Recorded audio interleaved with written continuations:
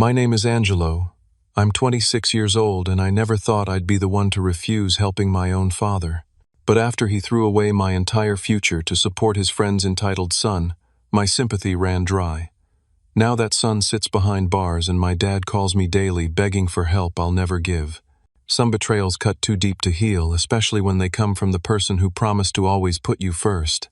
Before I dive into this painful story, let me know where you're watching from and hit that like and subscribe button if you've ever had to make the difficult choice between loyalty to family and loyalty to yourself.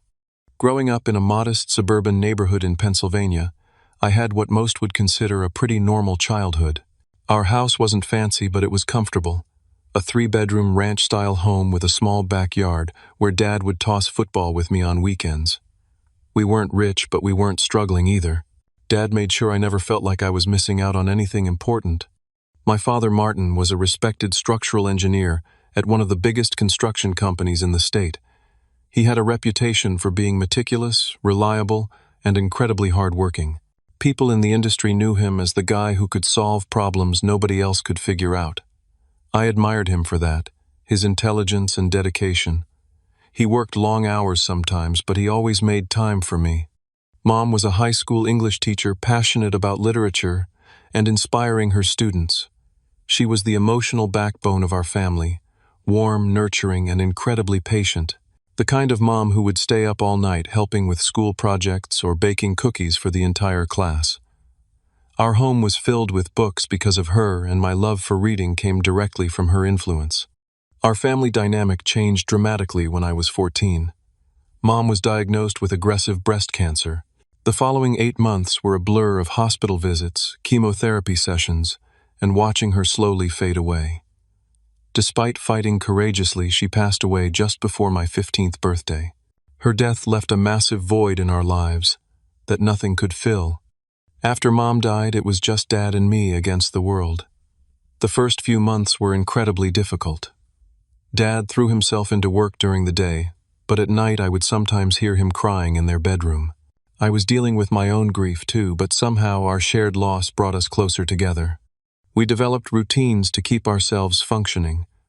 I took over cooking dinner, mostly simple pasta dishes and sandwiches at first, while Dad handled the laundry and other household chores.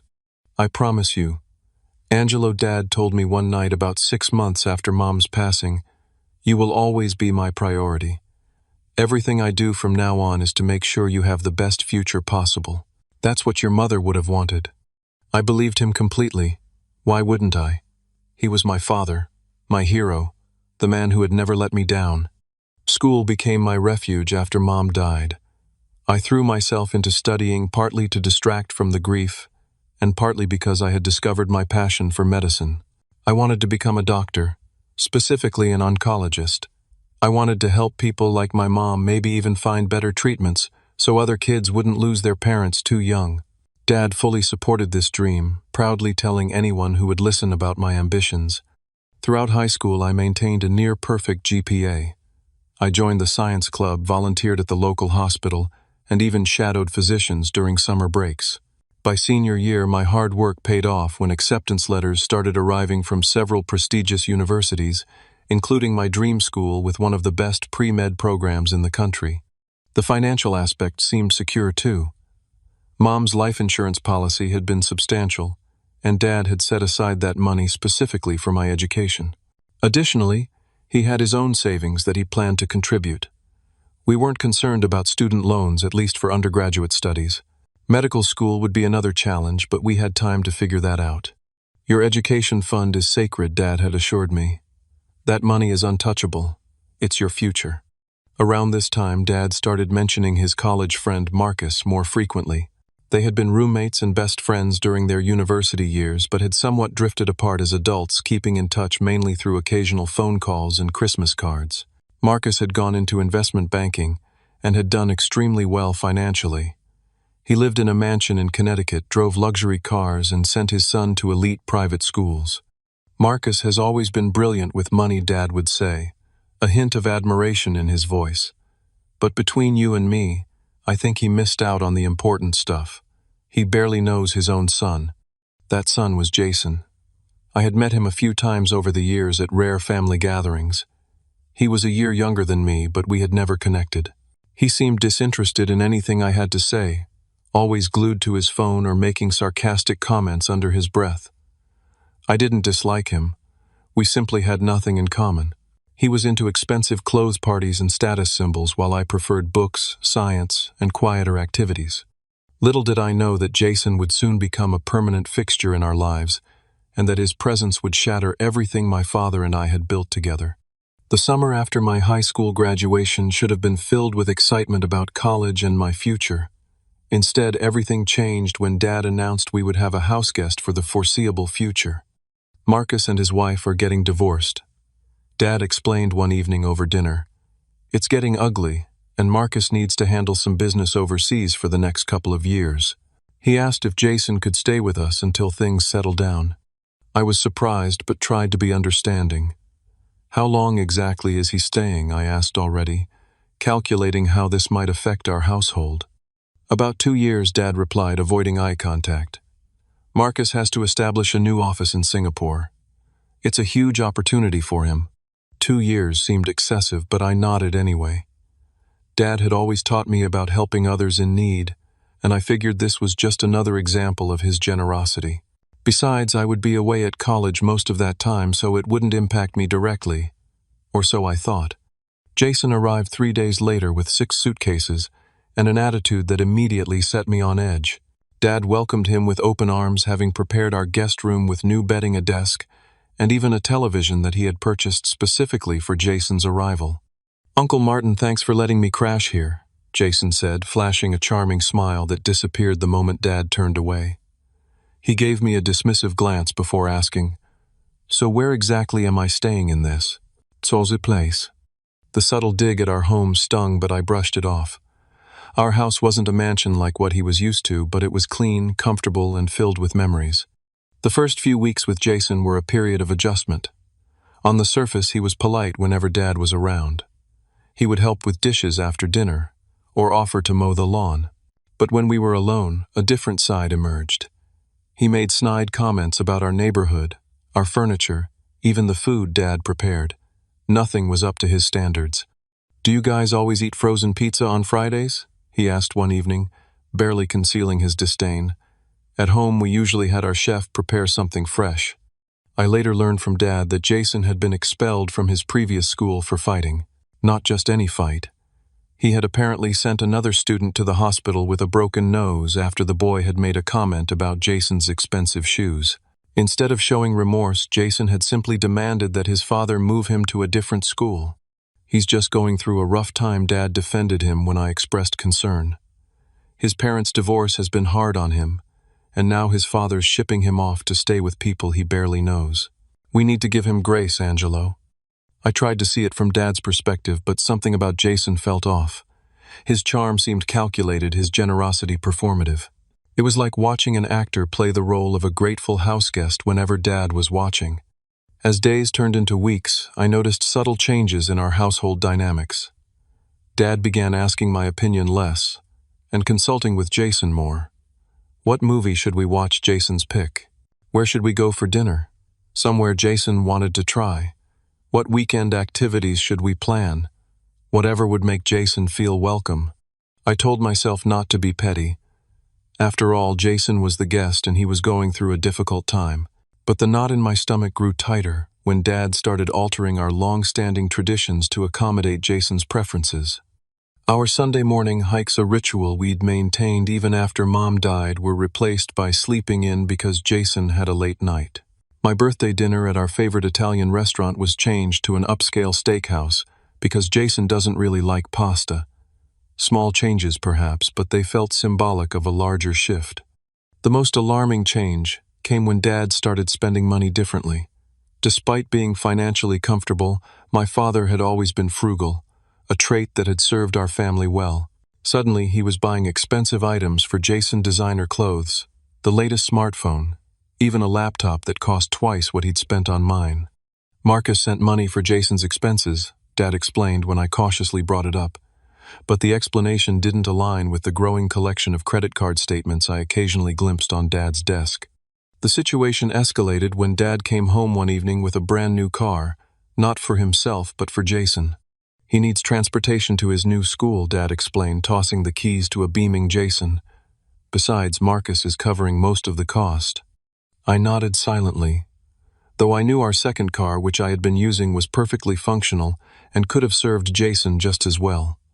The extravagance seemed unnecessary, especially with my college expenses looming. That night, I overheard a phone conversation between Dad and Marcus that confirmed my suspicions. Dad was explaining the car purchase, and Marcus seemed surprised. "It's no problem," Dad insisted. "Jason needed it, and I'm happy to help.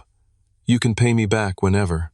After hanging up, Dad noticed me standing in the hallway and had the decency to look embarrassed. "Marcus is a bit overwhelmed right now," he explained weakly, "but he's good for it." I wanted to believe that this was temporary, that once I left for college things would normalize, that Dad was just being extraordinarily generous to his friend's son during a difficult transition, that once I was gone he would stop trying to compensate for my absence by showering Jason with attention and gifts. I was wrong on all counts. August arrived, and with it came the time to finalize my college enrollment. I had chosen Westmoreland University, one of the top schools for pre-med in the country. Their program had an exceptional acceptance rate into medical schools, and several renowned oncologists had graduated from there. It wasn't just a college choice. It was the first step toward fulfilling the promise I'd made at my mother's grave. The acceptance package had arrived months earlier, and I'd completed all the necessary paperwork. All that remained was making the first tuition payment and finalizing my housing arrangement. Dad and I had agreed to handle this together as we'd planned for years. "Let's set up the bank transfer this weekend," I reminded Dad one Thursday evening as we cleared the dinner table. Jason was out with friends from his new private school, so it was just the two of us. "Right, yes," Dad replied, but something in his tone made me pause. He wasn't meeting my eyes, and his hands fidgeted with the dishcloth. "Actually, Angelo, we might need to talk about that." My stomach dropped. I knew that tone. It was the same one he'd used when telling me Mom's cancer had spread. "What's wrong?" I asked, immediately sitting back down. Dad sighed heavily, finally looking up. "There's been a slight complication with your college fund. Just temporary, of course, but we might need to adjust our plans." "What kind of complication?" I asked. My voice steady despite the alarm bells ringing in my head. "I had to use some of the money," he admitted. "Jason got into some trouble. Gambling debts. Serious ones. Men came to the house looking for him, Angelo. Dangerous men. The revelation hit me like a physical blow. You used my college fund to pay off Jason's gambling debts. How much?" "Almost all of it," Dad whispered, looking miserable. "I had no choice. These weren't ordinary bookies. They were threatening him, threatening us. And Marcus. His millionaire father couldn't help," I asked, struggling to keep my voice even. "Marcus has cash flow issues right now with the divorce and the new office. He'll reimburse us, of course, but it will take time." I sat in stunned silence, trying to process what this meant. The carefully planned future I had worked toward for years was suddenly in jeopardy. "So what happens now?" I finally asked. "You might need to defer for a year," Dad suggested tentatively. "Just until we can rebuild the fund. Or maybe consider community college for the first 2 years. Community college. After graduating with a 4.0 GPA and perfect SAT scores, after receiving merit scholarships that would cover a portion, but not nearly enough of the prestigious university's tuition. Did you even consider what this would do to my future before you handed over my education money?" I asked, my voice breaking despite my efforts to remain calm. "Of course I did," Dad insisted. "But what choice did I have? These were dangerous people, Angelo. They threatened violence. Was I supposed to let Jason get hurt?" "You were supposed to protect me too," I replied quietly. "You promised, Mom. You promised me." Dad flinched as if I'd slapped him. "This is temporary. I'll fix it, I swear. I'll work overtime, take on consulting jobs. Marcus will pay us back." But I knew better. The fall semester was starting in 3 weeks. Even if Dad started earning extra money immediately, it wouldn't be enough in time. The following days were a blur of desperate alternatives. I called the financial aid office explaining my situation and begging for additional assistance. They were sympathetic but limited in what they could offer this late in the process. I applied for emergency loans, additional scholarships, anything that might help bridge the gap. In the end, the math was simple and brutal. I didn't have enough money to attend Westmoreland that fall. My only options were deferring enrollment or drastically downgrading my educational plans. With a heavy heart, I deferred my admission for 1 year. The university was understanding, assuring me that my scholarships would still be available the following fall. It was small comfort as I watched my classmates pack up and leave for their college adventures, while I remained behind. I found a job at the local department store, working as many hours as they would give me. The pay was minimum wage, but it was something. Every dollar went into a new bank account that only I could access. Throughout this time, Jason showed no gratitude for the sacrifice that had been made on his behalf. If anything, he seemed to take it as his due. He continued his extravagant lifestyle, now driving the car my father had bought him to parties and shopping trips. Whenever I worked evening shifts, I would return home to find him lounging in our living room, expensive sneakers propped on our coffee table, playing video games on a new console that hadn't been there before. "Your dad's pretty cool," he commented once, not looking away from his game. "Mine would have let those guys break my legs." The casual way he referenced the situation that had derailed my life made my blood boil, but I held my tongue. Confronting him would accomplish nothing except creating more tension in a home that was already feeling less like mine every day.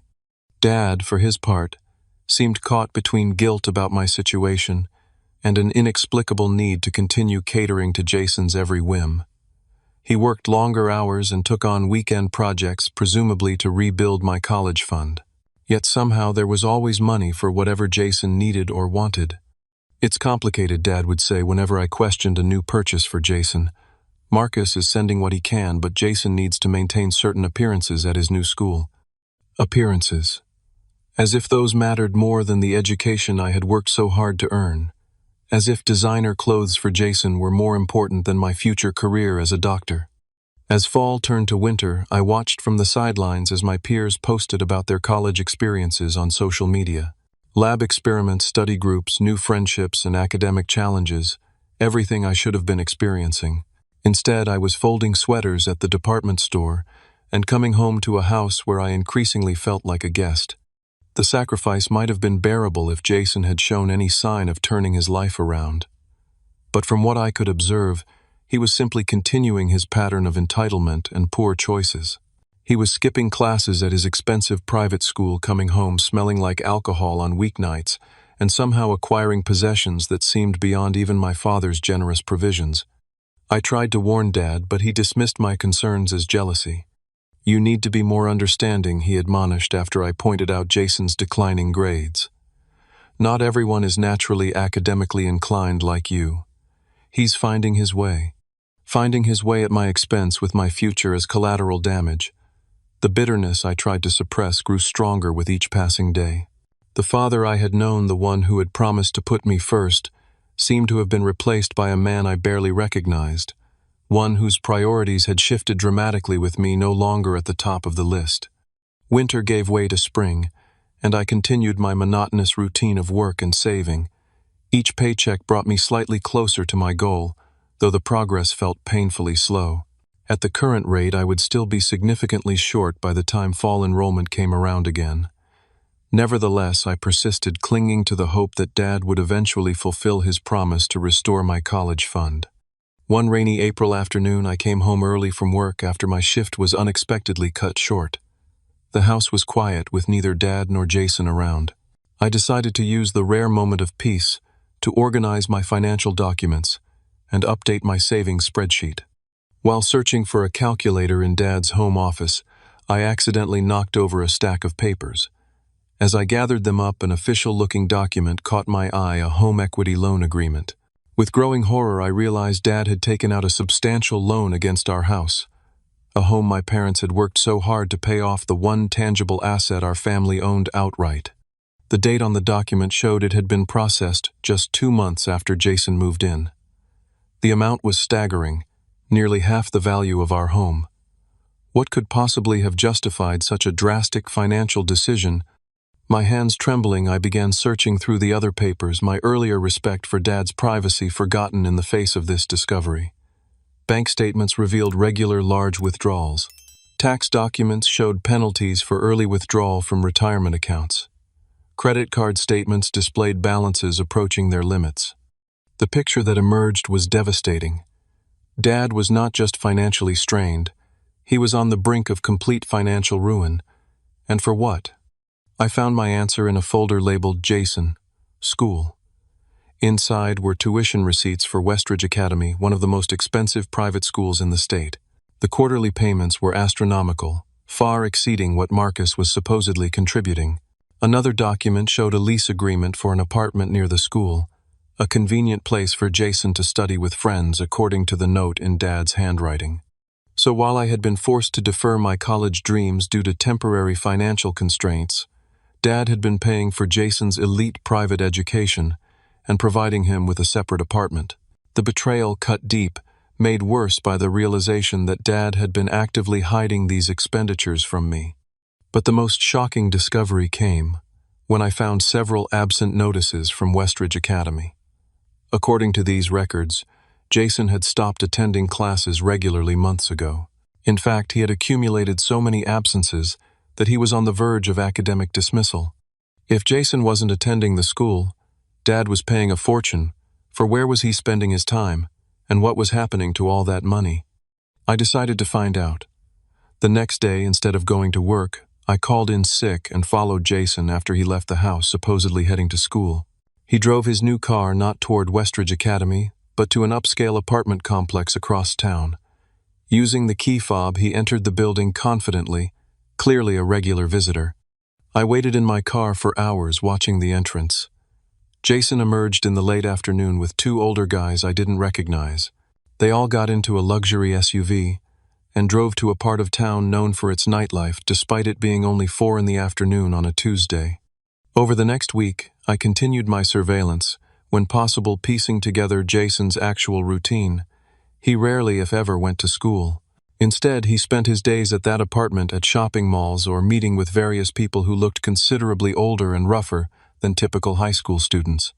One evening, I managed to get close enough to overhear a conversation between Jason and one of his companions.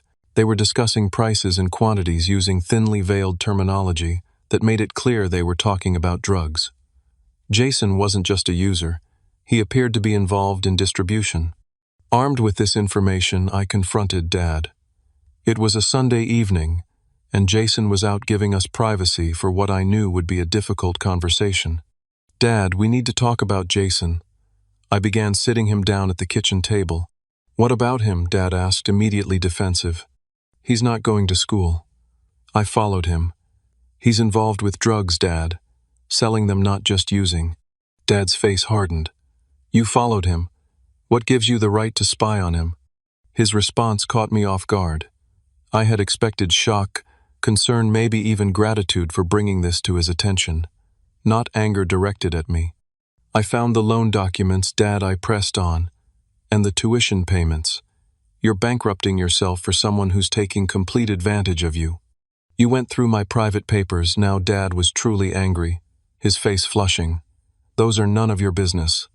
"They became my business when you used my college fund to bail Jason out," I shot back. "You're paying for a school he doesn't attend, and an apartment he uses for God knows what, while I'm folding clothes at the mall because I can't go to college." Dad stood up, pacing the kitchen. "You don't understand the whole situation. Marcus is under tremendous pressure with the divorce and his business. Jason needs stability structure. He's not getting either of those things from you," I argued. "You're just giving him money and freedom with no accountability. He's using you, Dad." "That's enough." Dad slammed his hand on the counter. "This conversation is over. Jason is going through a difficult time, and you're just jealous because you've had to delay college for a year. Plenty of people take gap years, Angelo. It's not the end of the world." His dismissal of my concerns felt like a physical blow. "This isn't about jealousy," I said quietly. "This is about you breaking your promise to Mom, to me. You said I would always be your priority." Dad's expression changed, a flash of guilt, crossing his features before hardening again. "Jason is also my son now," he declared. Marcus entrusted him to me, and he needs me more than you do right now. You're strong, capable. You'll figure things out." In that moment, something broke between us. The father who had once been my hero, my rock, had just explicitly stated that I was no longer his priority, that the entitled, manipulative son of his college friend mattered more than his own flesh and blood. "I see," I said, struggling to keep my voice steady. "Then I won't burden you with my presence any longer." I went to my room and packed a bag with essential clothes and personal items. Dad followed me, his anger now replaced with alarm. "What are you doing? Don't be dramatic, Angelo." "I'm not being dramatic," I replied calmly. "I'm adapting to the new reality. You've made your choice clear, and I'm making mine." I called Ryan, my best friend since elementary school, who immediately offered his couch until I could figure out something more permanent. As I headed for the door with my bag, Dad tried to block my path. "You can't just leave," he insisted. "Where will you go? How will you manage?" "I'll figure things out," I echoed his earlier words. "After all, I'm strong and capable, right?" And with that, I walked out of the house that no longer felt like home, leaving behind not just my physical possessions but also the last remnants of the relationship I had once treasured with my father. The transition to independence was brutal but necessary. Ryan's parents welcomed me into their home with a warmth that highlighted just how cold my own had become. They offered me their spare room for as long as I needed it, refusing to accept rent despite my insistence. "Focus on saving for school," Ryan's mom said firmly. "That's more important right now." I took her advice to heart, picking up a second job as a night security guard at a local warehouse. Between both jobs, I was working nearly 70 hours a week. It was exhausting, but the physical and mental fatigue helped dull the emotional pain of my father's betrayal. Dad called repeatedly during the first few weeks after I left, leaving voicemails that ranged from angry demands to return home to tearful pleas for understanding. I listened to each one but responded to none. What was there to say? He had made his choice, and I had made mine. Jason predictably never reached out at all. With 2 incomes and minimal expenses living with Ryan's family, my savings began to grow more rapidly. I also applied for every scholarship and grant I could find, writing countless essays about overcoming adversity and financial hardship. By midsummer, I had secured several small scholarships that, combined with my savings, put Westmoreland back within reach. Life settled into a new rhythm. Wake up, go to the department store, catch a few hours of sleep, work the night shift at the warehouse, repeat. Weekends were for scholarship applications and catching up on sleep. It wasn't ideal, but it was purposeful. Every day brought me closer to reclaiming my future.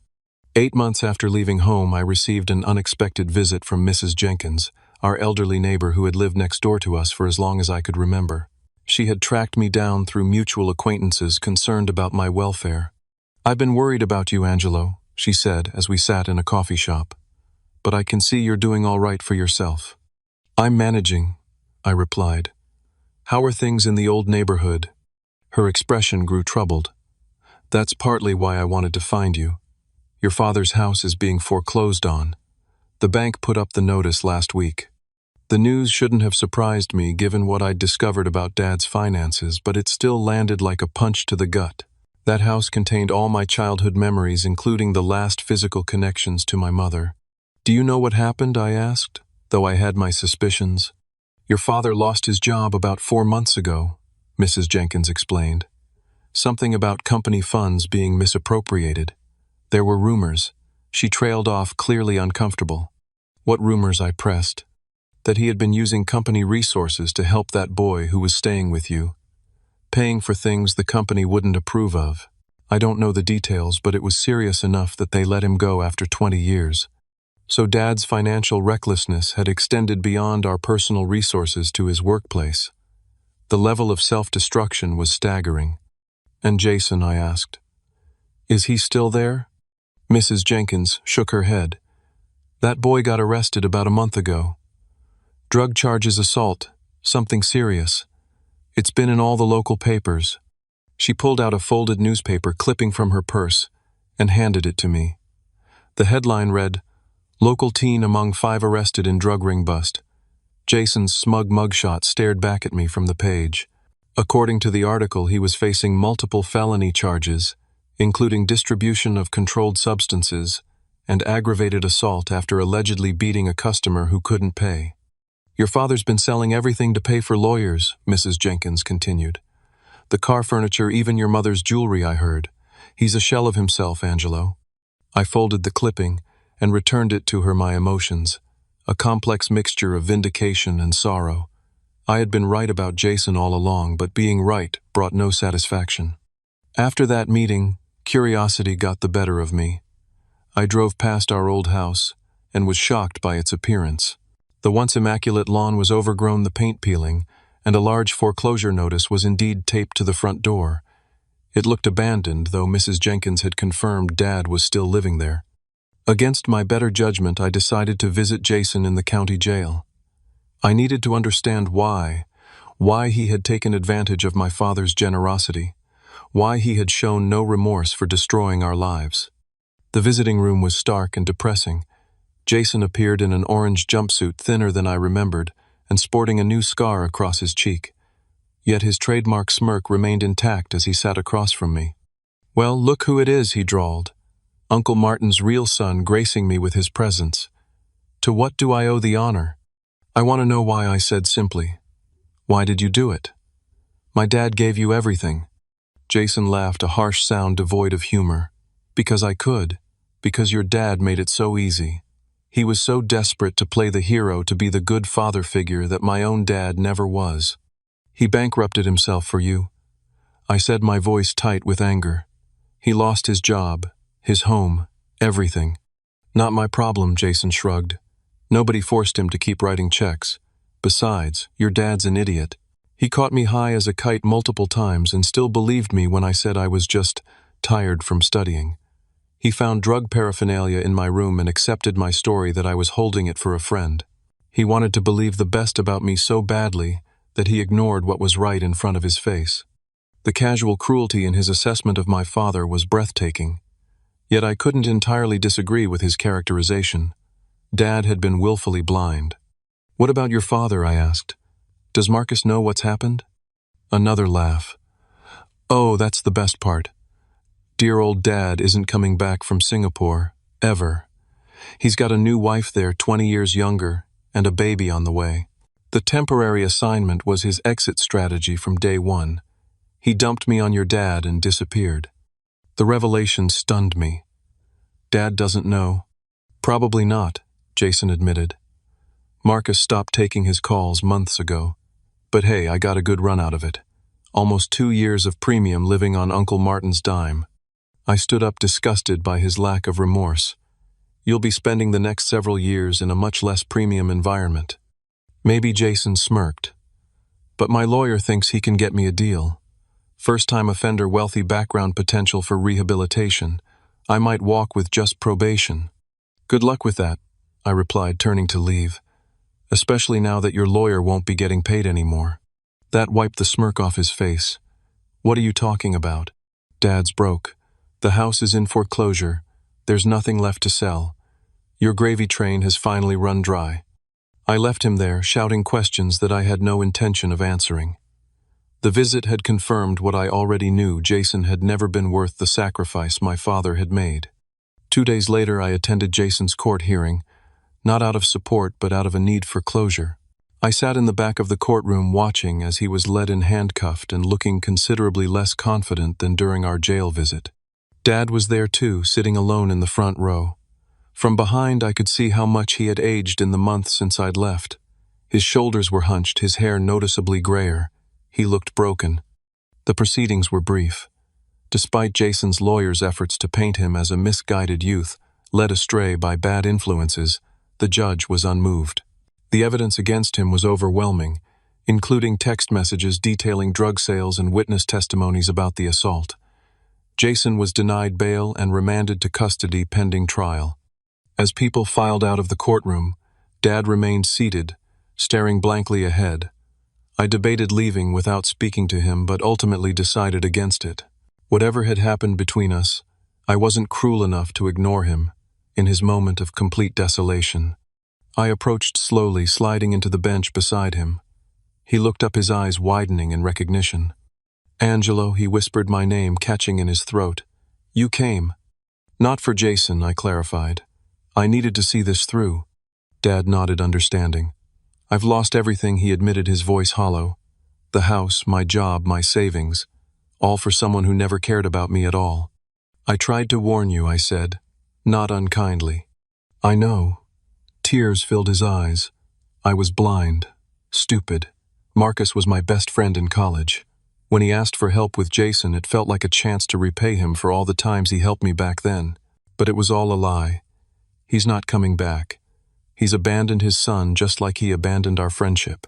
The admission came too late to heal the damage that had been done, but I appreciated the honesty nonetheless. "What will you do now?"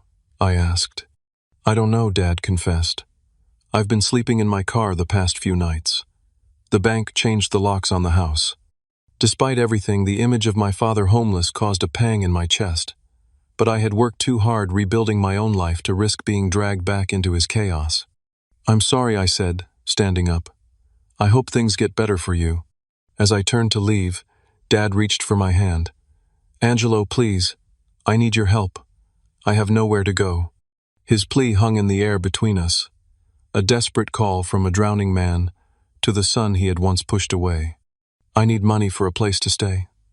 Dad continued, his grip on my hand tightening. "Just until I can get back on my feet. I know you must have some savings by now. Please, son." The irony was almost too much to bear. Here was my father, who had given away my college fund without hesitation, now asking me for the money I had painstakingly saved to replace what he had taken. "How much do you need?" I asked, more out of curiosity than willingness to help. "Just a few thousand to get started," he replied, hope flickering in his eyes. "Enough for first and last month's rent on an apartment. And—" he hesitated. "I also need to keep paying Jason's lawyer. He's facing serious charges, Angelo. He could get 10 years. And there it was. Even now, even after everything, Jason remained his priority. The realization crystallized something inside me. "No," I said, firmly pulling my hand away. "I won't give you money for Jason's lawyer. Not a single dollar." "But he's just a kid who made mistakes," Dad protested. "He needs help." "I needed help too," I reminded him. "I needed my college fund that you gave away. I needed the father who promised to put me first." Dad's face crumpled. "I know I failed you, and I'm sorry. But two wrongs don't make a right. Are you really going to let me be homeless? Let Jason go to prison for years when he could get rehabilitation instead." For a moment I wavered. This was my father, after all. The man who had taught me to ride a bike, who had held me when Mom died, who had been my hero for so many years. But then I remembered the months of working 2 jobs until my body ached. The nights spent wondering if I would ever reclaim my dream of becoming a doctor. The pain of realizing I had been replaced in my father's heart by someone who saw him only as a resource to exploit. "Jason isn't going to prison because of me," I said carefully. "He's going because of his own choices and yours. You chose to enable him instead of setting boundaries. You chose to give him money for drugs instead of consequences for his actions. You chose him over me, over and over again." "That's not fair," Dad protested weakly. "Isn't it you took the money Mom wanted me to have for education and gave it to a virtual stranger? You mortgaged our family home to pay for his private school that he didn't even attend. You risked your job, your reputation, everything we had built together. Those were your choices, Dad. And now you're facing the consequences." Dad's shoulders slumped in defeat. "So you're just going to walk away, leave me with nothing?" "The way you left me with nothing," I countered. "Yes, I have to. Not out of revenge, but because I've worked too hard to rebuild my life. In 2 months, I'm finally starting college. The money I've saved is for my future, not for bailing you out of a situation entirely of your own making." I stood up, ready to leave, but turned back for one final thought. "You know what the saddest part is? If you had come to me and said you needed help for yourself, just yourself, I might have considered it. But you're still putting Jason first even now. And I can't compete with that anymore. I won't." With those words, I walked out of the courtroom, leaving my father behind. It was the hardest thing I had ever done, but also the most necessary. Sometimes love means setting boundaries even when it breaks your heart to do so. In the following weeks, I focused entirely on my upcoming transition to college. I gave notice at both jobs, thanked Ryan's family for their generosity, and began preparing for the move to Westmoreland University. My hard work with scholarship applications had paid off, securing enough financial aid to cover most of my expenses. The rest would come from my savings and a modest student loan. I also connected with a financial advisor who specialized in helping students navigate the complexities of educational funding. She was impressed by how much I had managed to save in such a short time. "Most people in your situation would have given up," she remarked during our consultation. "The fact that you persevered shows remarkable determination." It was during one of these financial planning sessions that I met Dr. Rebecca Harris, a professor from the medical school who served on the scholarship committee that had awarded me one of my grants. She had been intrigued by my personal statement and asked to meet me. "Your essay about wanting to become an oncologist because of your mother's experience was deeply moving," she told me over coffee. "But I was equally impressed by how you handled the financial setback. That kind of resilience is essential in medicine." Dr. Harris became an unexpected mentor, offering guidance not just about medical school preparations, but also about life's difficult choices. When I confided in her about the situation with my father, she listened without judgment. Sometimes the kindest thing we can do for someone is to let them face the natural consequences of their actions, she observed. "It's how people grow. Your father made choices that hurt you deeply, and now he needs to find his own path forward just as you've found yours." Her words gave me permission to continue prioritizing my future without guilt. And when she told me about a special program designed to support students from challenging backgrounds who aspired to careers in medicine, I felt like pieces were finally falling into place. The Resilience in Medicine program provides not just financial support but also mentorship and research opportunities, she explained. "I think you would be an excellent candidate." With Dr. Harris's recommendation, I was accepted into the program, which would provide additional funding and support throughout my undergraduate years and potentially into medical school as well. For the first time since discovering my emptied college fund, I felt truly secure in my educational path. As moving day approached, I made one final decision that symbolized my commitment to my new beginning. I legally changed my last name from my father's to my mother's maiden name. It wasn't about rejection or spite. It was about honoring the parent who had genuinely put me first and claiming an identity independent of the pain my father had caused. The day before I left for Westmoreland, I received a letter from Dad. His handwriting on the envelope was shaky but recognizable. For a long moment, I considered returning it unopened. But curiosity won out, and I carefully tore open the seal.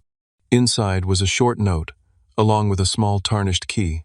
"Angelo," the letter began, "I know you may never forgive me, and I don't blame you.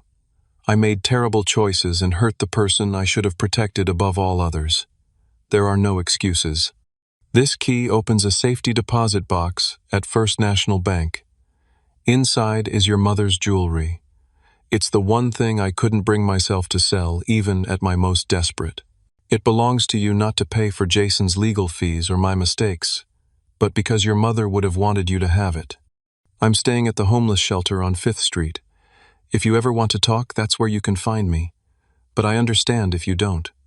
I am proud of you for standing your ground and fighting for your future. It took losing everything for me to see how wrong I was. I hope someday you can find it in your heart to at least hear my apology in person. With love, despite everything, Dad." I folded the letter carefully and placed it in my journal. The key I secured in my wallet. I wasn't ready to forgive him. Perhaps I never would be. But I appreciated this small acknowledgement of his failings and his effort to save this one connection to my mother. As I packed the last of my belongings into my used car, ready to drive toward my long-delayed future, I felt a complex mixture of emotions: sadness for what had been lost, anger that still occasionally flared, but predominantly a sense of hard-won independence and clarity. My father had taught me an unexpected lesson that sometimes the people we love the most can hurt us the deepest, and that true strength comes not from avoiding pain, but from choosing how to respond to it. I had chosen to prioritize my future rather than remain entangled in a cycle of enabling and disappointment, It wasn't the easy choice, but it was the right one. And as I pulled away from Ryan's house headed toward Westmoreland, and all it represented, I knew that whatever challenges lay ahead, I was ready to face them on my own terms. My future, so nearly derailed, was firmly back in my own hands. 3 years passed like a whirlwind. I immersed myself in my studies at Westmoreland, maintaining a near-perfect GPA, while participating in research projects and volunteer work at the university hospital. The Resilience in Medicine program provided not just financial support, but also valuable mentorship and networking opportunities that positioned me well for medical school applications. Dr. Harris remained a constant presence in my academic journey, offering guidance when needed, and challenging me to push beyond my comfort zone. Under her supervision, I co-authored a research paper on innovative patient communication techniques in oncology that was published in a respected medical journal. It was a proud moment that validated all the sacrifices and hard work. My personal life flourished as well. I formed deep friendships with classmates who shared my passion for medicine, joined a running club that gave me a healthy outlet for stress, and even began dating Sophia, a brilliant biochemistry major with dreams of pharmaceutical to research. Life had a fullness and purpose that I sometimes feared had been permanently lost during those dark days after my father's betrayal. I had just been accepted to 3 top medical schools and was celebrating with friends when a letter arrived from an unfamiliar address. The handwriting, however, was immediately recognizable. Dad. I had not seen or spoken to him since that day in the courtroom 3 years earlier. The letter sat on my desk for 2 days before I finally found the courage to open it. Dear Angelo, it began. I hope this letter finds you well. I've been following your achievements from afar through the university newsletter. The publication of your research paper made me prouder than I can express. You're achieving everything you always dreamed of, and I'm grateful that my poor choices ultimately didn't prevent that. My life has taken many turns since we last spoke. After several months at the shelter, I found work as a maintenance man at an apartment complex. The pay is modest, but it comes with a small studio apartment. I've been sober for 2 years now. Yes, I had to admit to myself that alcohol had played a significant role in my poor judgment regarding Jason. Speaking of Jason, he was sentenced to 6 years, but will likely serve 4 with good behavior. I visit him monthly, though our relationship has changed dramatically. He's attending GED classes in prison and claims to be reflecting on his choices. Time will tell if that's genuine. I'm writing because I've recently been diagnosed with early-stage prostate cancer. The prognosis is good with treatment, but it's made me realize how much unresolved pain still exists between us.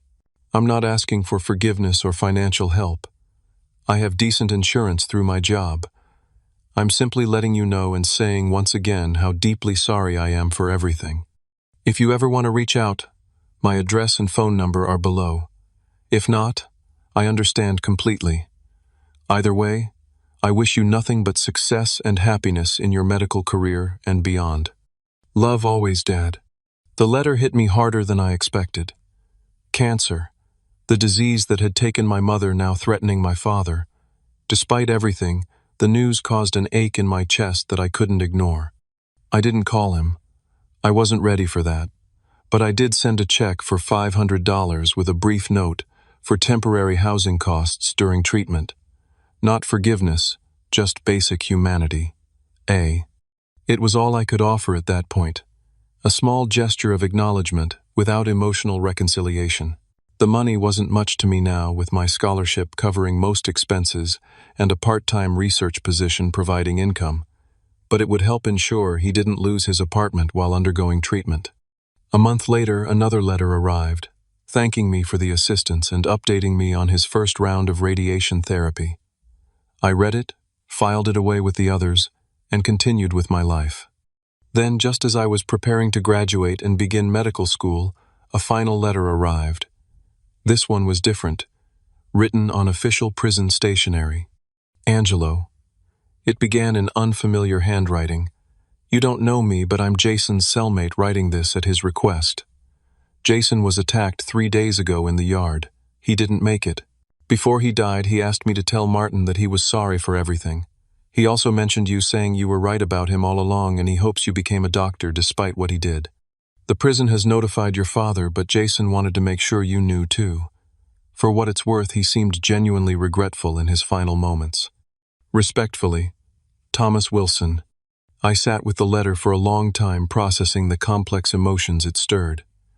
Jason's death wasn't cause for celebration despite the pain he had caused. It was simply a tragic end to a troubled life, one that had intersected with mine in the worst possible way.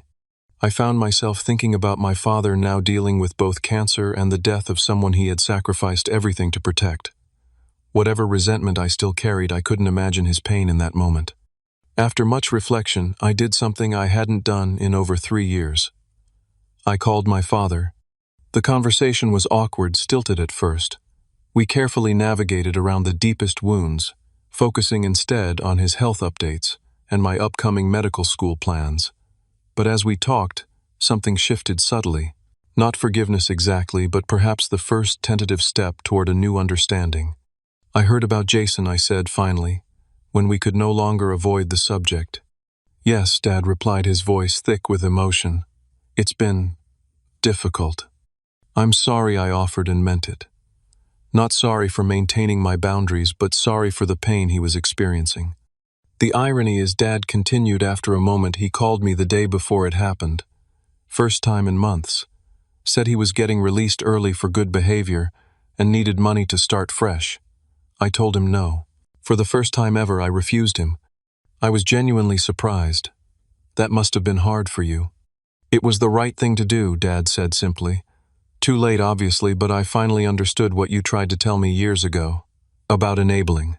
About consequences. That conversation didn't magically heal our relationship, but it opened a door that I had thought permanently closed. We began speaking monthly. Brief calls that gradually grew less uncomfortable. I didn't attend Jason's funeral, but I did send flowers with a card signed simply Angelo. As I packed for my move to medical school, I reflected on the journey that had brought me here. The path had been far more difficult and painful than I ever could have imagined, but I had emerged stronger, more resilient, and with a deeper understanding of both human frailty and strength. The lessons had been harsh but invaluable. That love without boundaries can become destructive. That helping someone doesn't always mean giving them what they ask for. That sometimes the bravest, most loving action is to say no. That your worth isn't determined by others' treatment of you, but by your own choices and integrity. Most importantly, I learned that rebuilding after betrayal is possible. Not by forgetting or minimizing the harm done, but by refusing to let it define your future. By choosing consciously and deliberately to build something new from the ashes of what was lost. Today, as I prepare to take the first steps toward becoming the doctor I always dreamed of being, I carry these lessons with me. They will make me a better physician, one who understands that true healing sometimes requires painful honesty and difficult choices. I don't know what the future holds for my relationship with my father. Perhaps we'll eventually find our way to something resembling forgiveness. Perhaps not. But I know that I've made peace with my decision to prioritize my own well-being and future, even when it meant walking away from someone I loved. Sometimes refusing to help is the only way to truly help. Sometimes the hardest choices are the most necessary ones. And sometimes when someone throws away your future for another person, the most powerful response is to reclaim that future for yourself, one determined step at a time. Have you ever had to make the painful choice between helping someone you love and protecting your own future? Did you choose to help or walk away? And do you regret your decision? Share your experiences in the comments below. If this story resonated with you, please like, subscribe, and share it with someone who might be struggling with similar difficult choices. Thank you for listening to my journey, and remember that sometimes the strongest thing you can do is simply put yourself first. I wish you courage and clarity in all your difficult decisions.